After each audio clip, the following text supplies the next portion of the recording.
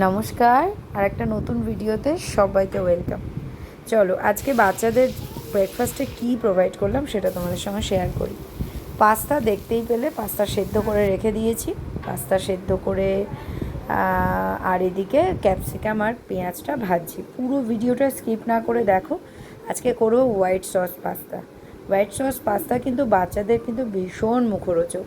কী করে হোয়াইট সসটা আমি বাড়িতে রেডি করছি সেটা তোমাদের সঙ্গে শেয়ার করব। পুরোটা দেখো, আশা করি ভীষণ ভালো লাগবে।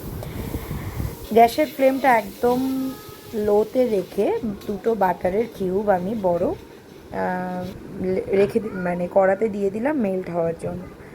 ওটা যতক্ষণে মেল্ট হবে ততক্ষণে কিন্তু আমি ময়দাটা রেডি করে রাখবো। একটু একটু করে ময়দাটা আমি ছাড়তে থাকবো আর কন্টিনিউয়াসলি নাড়াতে থাকবো। বাটারের এই দুটো বড় কিউব অলমোস্ট মেল্ট হয়ে গেছে। এর সঙ্গে সঙ্গে কিন্তু আমি ময়দাটা দিতে থাকবো। যেহেতু রাজু আমাকে একটু হেল্প করে, তো ও ময়দাটা দিতে থাকছে, আমি দেখো কন্টিনিউয়াসলি নাড়াতে থাকছি।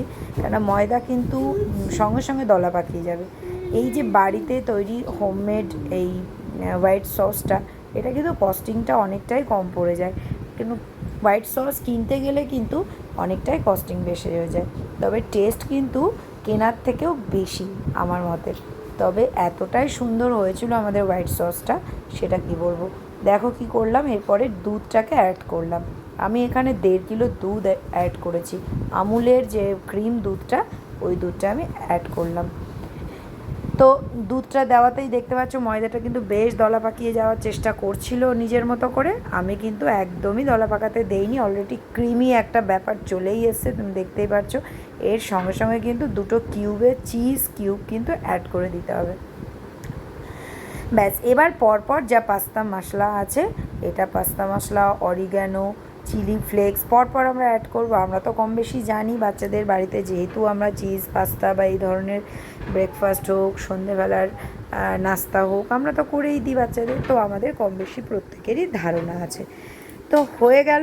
এই দিকে এবার সেদ্ধ পাস্তাটার মধ্যে আমি নুন ফুন দিয়ে মোটামুটি মশলা, আরও কিছু মশলা এখানে আমি অ্যাড করে একটা মোটামুটি 70% মতো রেডি করে রাখা হয়েছে। তার মধ্যে ছেলেকে কিন্তু স্কুলে দিয়ে আসা হয়ে গেছে। এইবার চলে এসেছি কিন্তু এই হোয়াইট সসটা এর মধ্যে অ্যাড করতে। হোয়াইট সসটা দেখেই বুঝতে পারছো, যেহেতু ময়দা আর বাটার দুধ এগুলো আছে, তা মোটামুটি একটু গা লাগা টাইপের ব্যাপার চলে এসছে। যখনই আমি হোয়াইট সসটা রেডি করেছিলাম, গ্যাসের ফ্লেমটা অন রাখলে মানে ওটা যথেষ্ট পরিমাণে পাতলা পাতলা লাগছে, কিন্তু যখনই আমি গ্যাসটা অফ করে দিচ্ছি তখনই কিন্তু ব্যাপারটা একটু টান ধরে। তো আমি কিন্তু গ্যাসের ফ্লেমটা একদম লোতে রেখে আমি এদিকে হোয়াইট সসটা অ্যাড করছি আর তোমাদের সঙ্গে ভিডিওটা শেয়ার করছি। আমাদের আজকে প্রায় 50 জনের মতো আমরা খাবার প্রোভাইড করব বাচ্চাদের জন্য। আমি কন্টেনারে অলরেডি ভরে ফেলেছি। তো এইবার তো ডেলিভারির পালা। পুরো ওপর থেকে সুন্দর করে গার্নিশ করে দিচ্ছি। বাচ্চাদের খাবার বলে কথা, দেখতে সুন্দর না হলে কিন্তু ওরা খেতে চাইবে না। তো চলো, ভিডিওটা কেমন লাগলো জানাও চটপট।